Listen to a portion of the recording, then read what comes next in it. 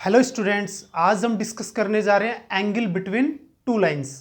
हमारे पास जब two lines होंगी तो उनके बिटवीन हम एंगल किस तरीके से फाइंड करेंगे, या फिर हम ये कह सकते हैं कि दो लाइन अगर हमें दी गई हैं तो उनके बिटवीन जो एंगल बनेगा उसको फाइंड करने का प्रोसेस हमारे पास क्या रहेगा, उसी को आज हम डिस्कस करने जा रहे हैं। तो देखते हैं सबसे पहले कि हमारे पास टू लाइंस हैं। हमारे पास टू लाइंस हैं। लाइन L1, फर्स्ट लाइन हम ले रहे हैं y is equals to m1x plus c1, and जो सेकंड लाइन हमारे पास वो L2 ले रहे हैं y is equals to m2x plus c2। यहां पे आप देख पा रहे हैं हमारे पास लाइन फर्स्ट है और लाइन सेकंड है, दोनों लाइन है, और इस फर्स्ट लाइन का स्लोप क्या है m1। तो हम ये कह सकते हैं इसमें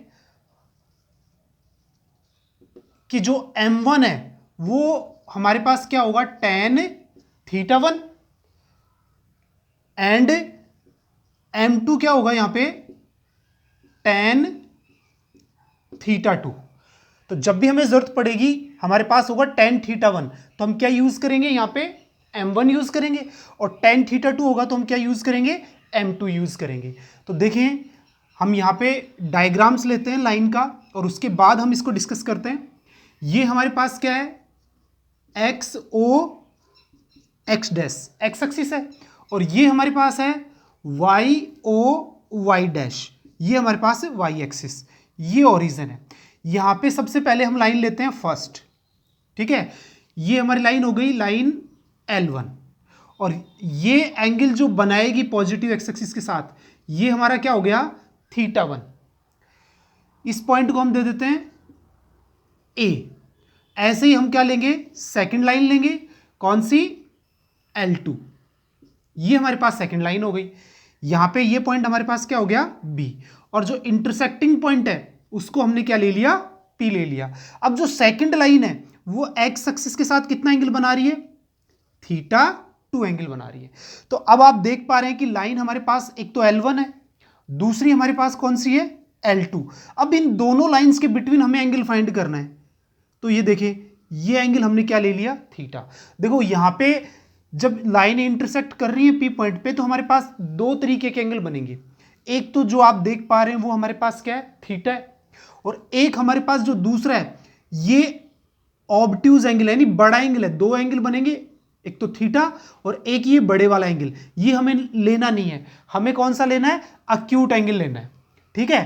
तो ये एंगल हमने क्या ले लिया थीटा ले लिया। अब इस डायग्राम में आप देखें कि हमारे पास ए बी पी एक ट्राइंगल बन गया, ठीक है। कौन से ट्राइंगल में, in triangle A B P. इस ट्राइंगल में यहां पे जो थीटा एंगल है और θ2 है, इन दोनों का जो सम है वो हमने क्या लेना है θ1 लेना है, क्योंकि हमने पिछली क्लासेस में पढ़ा हुआ है कि इन दोनों एंगल्स का जो सम है वो आउटर जो एंगल होता है उसके इक्वल होता है। तो हमारे पास क्या होगा यहां पे theta plus θ2 is equal to θ1। तो ये हमारे पास रिलेशन है।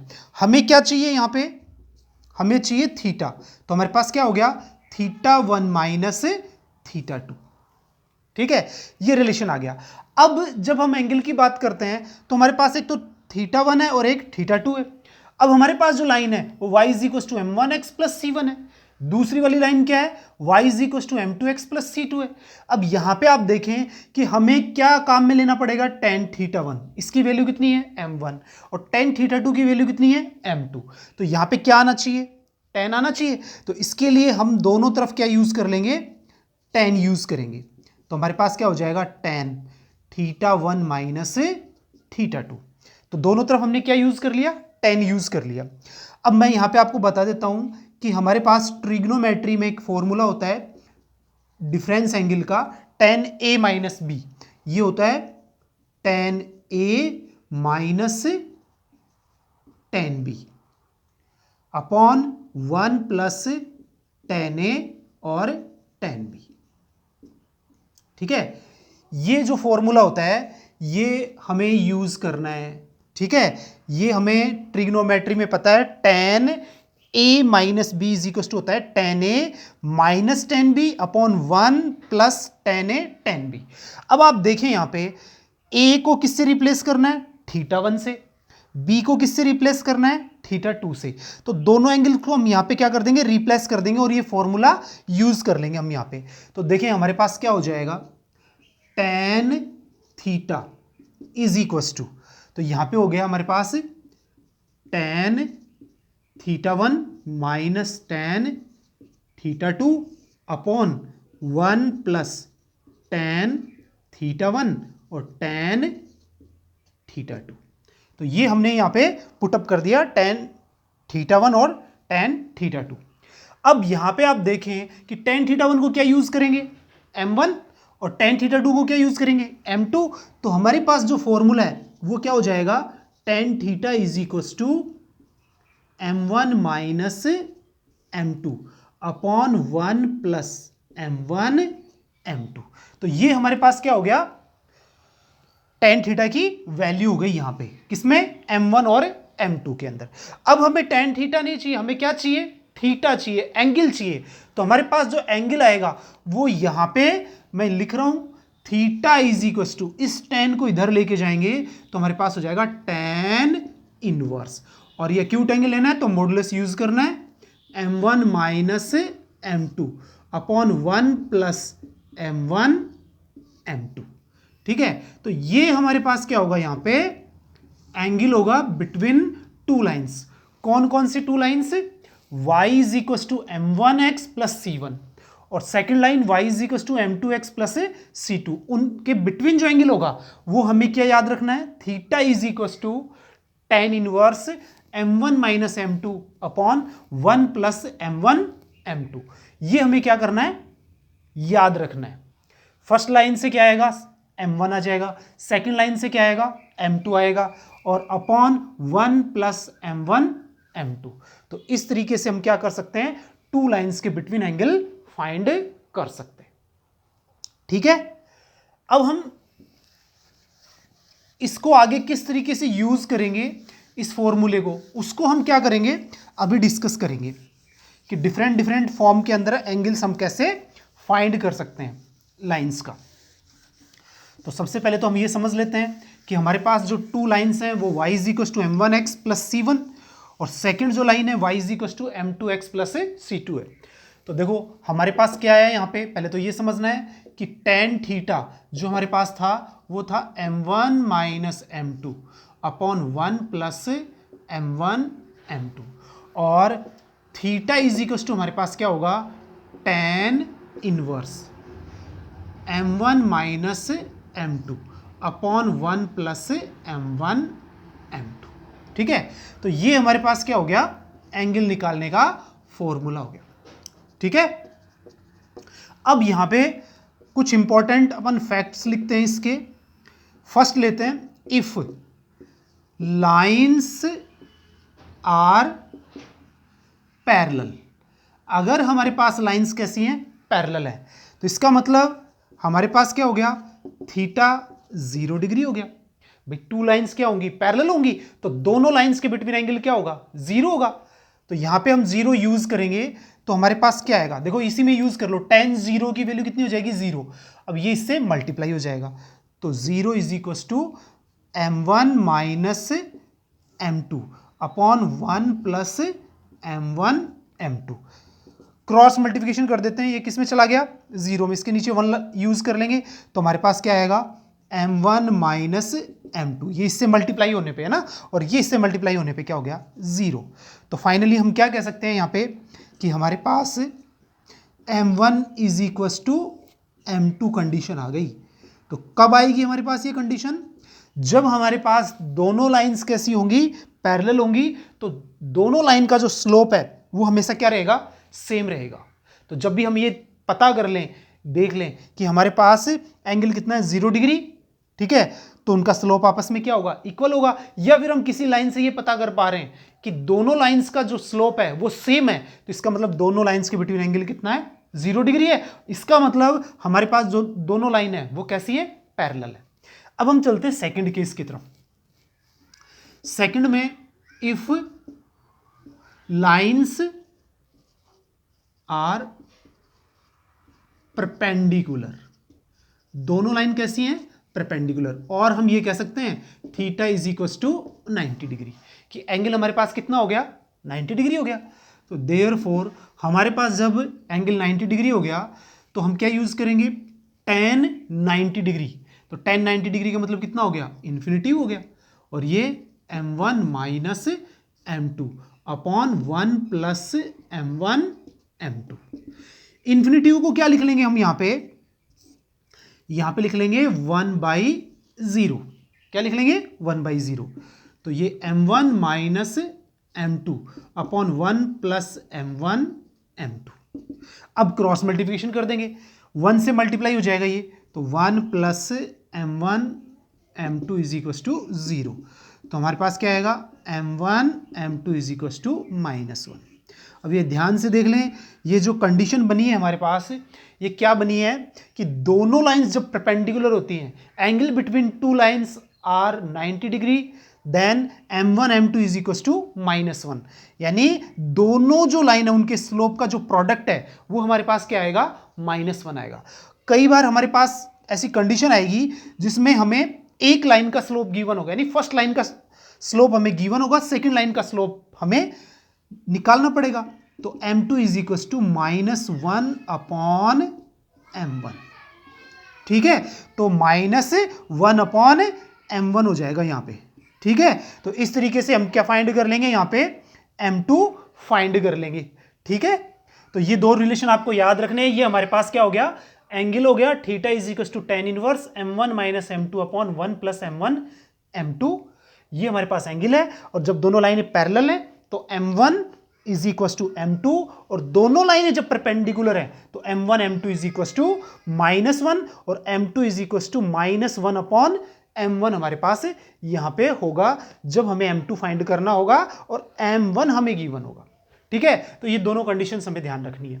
अब हम आगे बढ़ते हैं कि जब हमारे पास लाइंस नॉर्मल फॉर्म में गिवन होंगी, किस फॉर्म में गिवन होंगी, नॉर्मल फॉर्म्स में गिवन होंगी।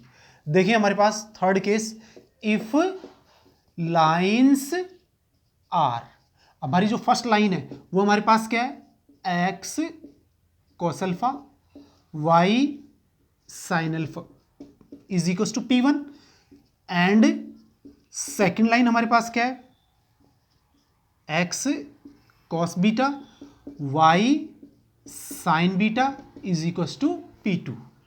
Then angle between these lines, दोनों जो लाइंस हैं इनके बिटवीन हम एंगल क्या फाइंड करेंगे। तो यहां पे सिंपल सी कंडीशन आपको याद रखनी है कि हमारे पास जो थीटा आएगा वो आएगा magnitude of alpha minus beta.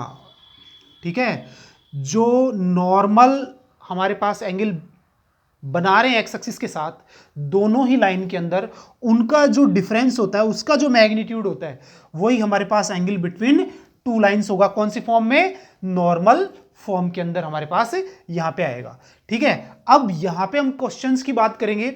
सबसे पहले फर्स्ट क्वेश्चन ले लेते हैं हम, कि इसी कॉन्सेप्ट पे हम एक क्वेश्चन लेते हैं, इफ लाइंस, कौन सी, फर्स्ट लाइन हमारे पास है x cos 120 degree y sin 120 degree is equal to 3, and L2 हमारे पास क्या है, x cos 60 डिग्री और y sin 60 degree is equal to 2। तो देयरफॉर जो एंगल है वो हमारे पास अल्फा माइनस बीटा। अब आप देख पा रहे हैं हमारे पास फर्स्ट लाइन में कौन है, अल्फा 120 डिग्री और ये बीटा 60 डिग्री। तो हमारे पास जो एंगल है वो हमारे पास कितना आ गया, 60 डिग्री। तो इस तरीके से हम डायरेक्टली क्या फाइंड कर पाएंगे, नॉर्मल फॉर्म में जो लाइंस होंगी उनके बिटवीन एंगल फाइंड कर सकते हैं।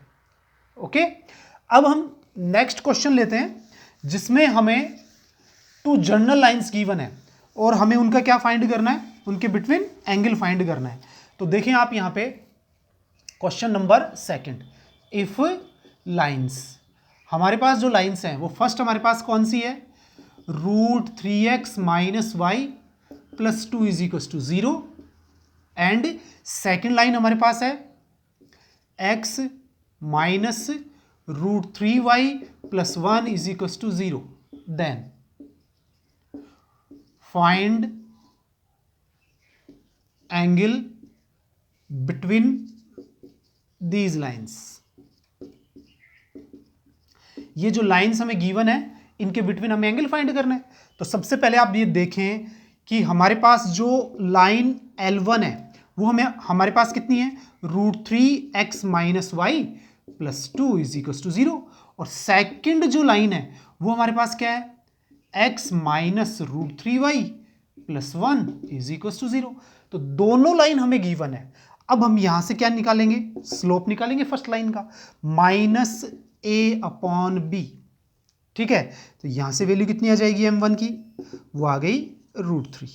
ठीक है, और यहां से m2 is equal to minus a upon B. तो यहां पे कितना आएगा, 1 अपॉन √3. तो दोनों ही हमारे पास क्या आ गए, स्लोप्स आ गए. और since theta is equal to क्या होता है हमारे पास, tan inverse m1 minus m2 upon 1 plus m1 m2. ठीक है, तो यहां से वैल्यूज पुट अप कर देंगे. tan इनवर्स m1 की वैल्यू कितनी है, √3 माइनस 1 अपॉन √3 और plus 1 into 1 plus √3 into 1 upon √3.